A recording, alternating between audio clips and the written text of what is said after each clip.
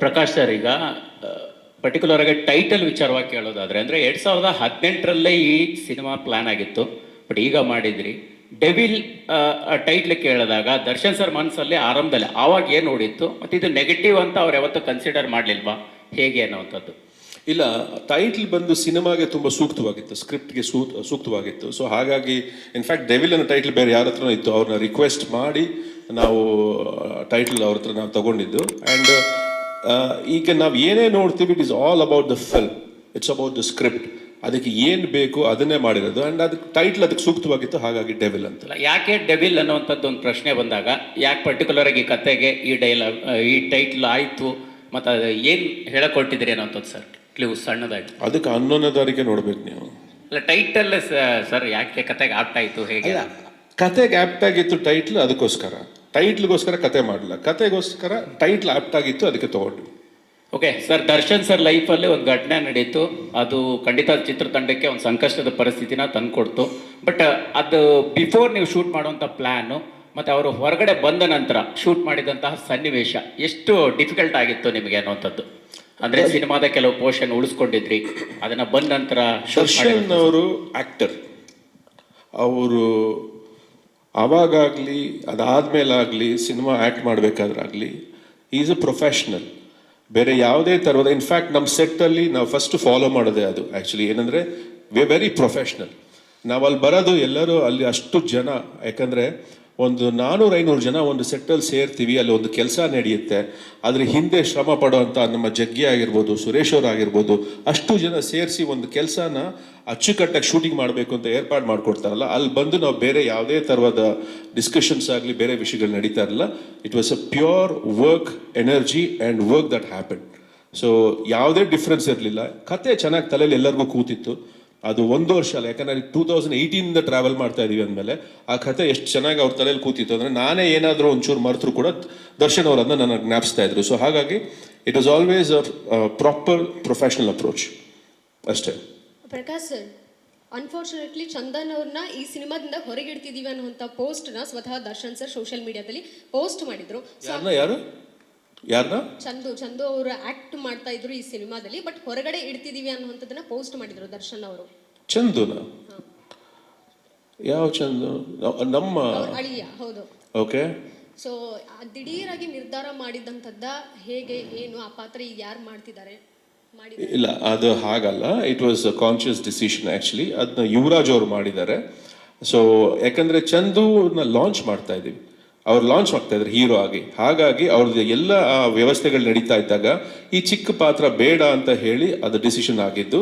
ಹಾಗೆ ಆ ಪಾತ್ರ ಕೂಡ ತುಂಬ ಒಂದು ಸ್ಟ್ರಾಂಗ್ ಆದಂಥ ಒಂದು ಕ್ಯಾರೆಕ್ಟರ್. ಹಾಗಾಗಿ ಯುವರಾಜ್ ಅವರು ಆ ಕ್ಯಾರೆಕ್ಟರ್ನ ಮಾಡಿದ್ರು.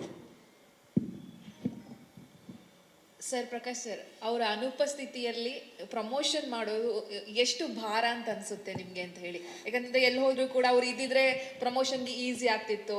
ಈಗ ಒಂಥರ 100% ನಿಮ್ಮ ಎಲ್ಲ ಕಣ್ಣುಗಳಲ್ಲೂ ನೋವು ಕಾಣಿಸ್ತಾ ಇದೆ. ನಿಮ್ಗೆ ಎಷ್ಟು ಭಾರ ಅಂತ ಅನಿಸ್ತಿದೆ ಒಂದು? ಮತ್ತೆ ನಾವು ಶೂಟಿಂಗ್ ಮಾಡುವಂಥ ಸಂದರ್ಭದಲ್ಲಿ ಆ ಬೆನ್ನೋವಲ್ಲೇ ಅವರು ಆಕ್ಟ್ ಮಾಡಿದ್ದು, ಒಂದವರು ಅವರನ್ನ ಲಿಫ್ಟ್ ಮಾಡಿ ಸಡನ್ ಆಗಿ ಮಲಗಿದ ದೃಶ್ಯ ಸಿಕ್ಕಾಪಟ್ಟೆ ವೈರಲ್ ಆಯಿತು. ಆ ಸಂದರ್ಭದ ಬಗ್ಗೆ ಅದು ಅವ್ರ ವೆಯ್ಟ್ ಜಾಸ್ತಿ, ಅದು ನಾವೇನು ಮಾಡೋಕ್ಕಾಗಲ್ಲ. ಇಲ್ಲ, ಸೊ ಜೋಕ್ಸ್ ಅಬೌಟ್ ಫಸ್ಟ್ ನಿಮ್ಮ ಫಸ್ಟ್ ಕ್ವೆಶ್ಚನ್ ಏನು ಹೇಳಿ?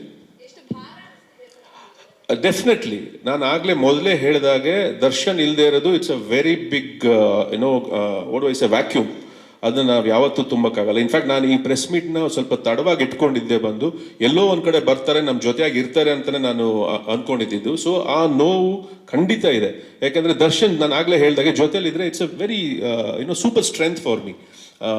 Not just as a person, as an actor, as a friend also. ನನಗೆ ಅವರು ಒಂದು ಸ್ಟ್ರೆಂತ್. ಅವರು ಆ್ಯಕ್ಚುಲಿ ನನ್ನ ಫ್ಯಾಮಿಲಿ ಫ್ರೆಂಡ್ ಅವರು. ಸೊ ಹಾಗಾಗಿ ಈಸ್ ಡೆಫಿನೆಟ್ಲಿ ಮಿಸ್ಡ್ ಯರ್, ಅ ಲಾಟ್ ಮಿಸ್ಡ್. ಅದನ್ನು ಹೇಳಿ ಅವರ ಇಲ್ಲದೇ ಇದ್ರೂ ಕೂಡ ನಾನು ಇಲ್ಲಿ ತುಂಬ ಇದಾಗ ನಾನು ನೆನೆಸ್ಕೋಬೇಕಾದ್ರೆ ಏನಂದರೆ ಅವ್ರ ಫ್ಯಾಮಿಲಿ. ಆ್ಯಕ್ಚುಲಿ ಅದು ವಿಜಯಲಕ್ಷ್ಮಿ ಇರ್ಬೋದು, ದಿನಕರ್ ಇರ್ಬೋದು, ಅವರೆಲ್ಲರೂ ನಮ್ಮ ಜೊತೆಗೆ ಯಾವಾಗಲೂ ಏನೇ ನಿಮ್ಗೆ ಕೆಲಸ ಬೇಕಾದರೂ ಹೇಳಿ, ನಿಮ್ಗೆ ಏನೇ ಸಪೋರ್ಟ್ ಬೇಕಾದರೂ ಹೇಳಿ, ನಾವು ಮಾಡ್ತೀವಿ ಅಂತ ಜೊತೆಲಿ ನಿಂತರು. ಆ್ಯಂಡ್ ಅದಾದಮೇಲೆ ದರ್ಶನ್ ಅವರ ಸೆಲೆಬ್ರಿಟೀಸ್. ಆ್ಯಕ್ಚುಲಿ ನಿಜ ಹೇಳಬೇಕು ಅಂದರೆ ಅವರು ಅಷ್ಟು ನಮ್ಮನ್ನ ತೊಂದರೆ ಆಗಲಿ, ಇಲ್ಲ ನಾವು ಅದನ್ನ ಮಿಸ್ ಮಾಡ್ಕೊಳ್ಳೋ ಅಂಥ ಒಂದು ಪರಿಸ್ಥಿತಿಗೆ ತಳ್ಳಲಿಲ್ಲ. ಅಷ್ಟರ ಮಟ್ಟಿಗೆ ಅವರು ಕೆಲಸ ಮಾಡ್ತಿದ್ದಾರೆ, ಅವರು ಪ್ರಮೋಟ್ ಮಾಡ್ತಾ ಇದ್ದಾರೆ. So hats off to them. To Darshan's celebrities. ಅದು ಎಂಥ ಸೈನ್ಯ ಕಟ್ಕೊಂಡಿದ್ದಾರೆ ಅಂದರೆ ಅದು ಸುಮ್ಮನೆ ಬರೋದ ವಿಷಯ ಅಲ್ಲ ಅದು. He is definitely very very very blessed to have such beautiful fans. Prakash sir, ನಿಮಗೆ ನೀವು ಎಷ್ಟೇ ಸಿನಿಮಾ ಮಾಡಿದರೂ ಕೂಡ ಮಿಲನ ಅನ್ನುವಂಥದ್ದು ಒಂದು ಮೈಲ್ ಸ್ಟೋರಿ ನಿಮ್ಮ ಲೈಫಿಗೆ.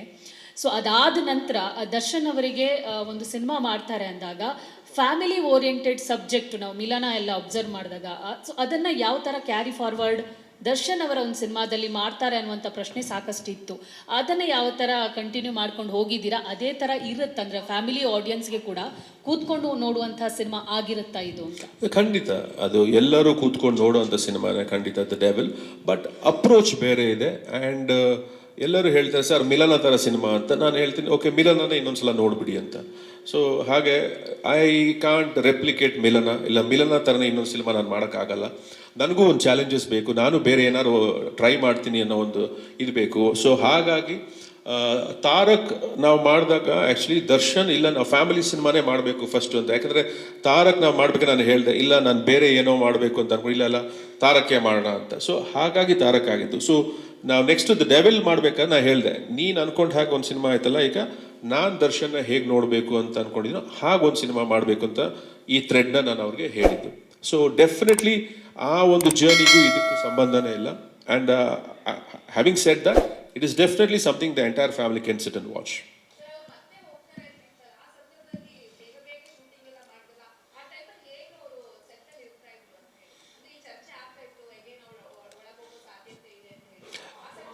ಇಲ್ಲ ಅದು ಯಾವುದೂ ಅವರು ನಮ್ಮ ಹತ್ರ ಹೇಳ್ಕೊಳ್ಳಿಲ್ಲ ಆ್ಯಕ್ಚುಲಿ. ಅವ್ರು ಯಾವತ್ತೂ ಅವರ ಪರ್ಸ್ನಲ್ ಲೈಫಲ್ಲಿ ಏನು ನಡೀತಾ ಇತ್ತು ಅದನ್ನ ಸೆಟ್ಟಿಗೆ ತಂದೇ ಇಲ್ಲ.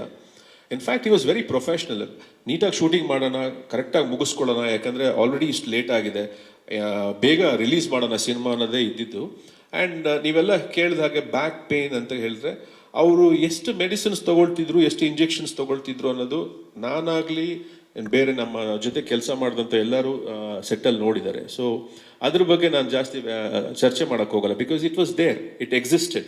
ಅದ್ರ ಮಧ್ಯಾಹ್ನ ಅವ್ರು ಶೂಟಿಂಗ್ ಮಾಡಿಕೊಟ್ರು ಅನ್ನೋದೊಂದು ನಾನು ಹೇಳ್ಬೋದು ಅಷ್ಟೇ, ಬಿಟ್ಟರೆ that pain definitely exist. Latest ಹಾಗೂ ಇಂಟ್ರೆಸ್ಟಿಂಗ್ ಸುದ್ದಿಗಳಿಗಾಗಿ ಬಾಸ್ ಟಿವಿ ಕನ್ನಡ ಚಾನೆಲ್ನ ಸಬ್ಸ್ಕ್ರೈಬ್ ಮಾಡಿ. ಹಾಗೆಯೇ ಬೆಲ್ ಐಕಾನ್ ಪ್ರೆಸ್ ಮಾಡಿ. ಇದರ ಜೊತೆಗೆ ಫೇಸ್ಬುಕ್, ಇನ್ಸ್ಟಾಗ್ರಾಮ್, ಎಕ್ಸ್ನಲ್ಲೂ ಮಿಸ್ ಮಾಡದೆ ಫಾಲೋ ಮಾಡಿ.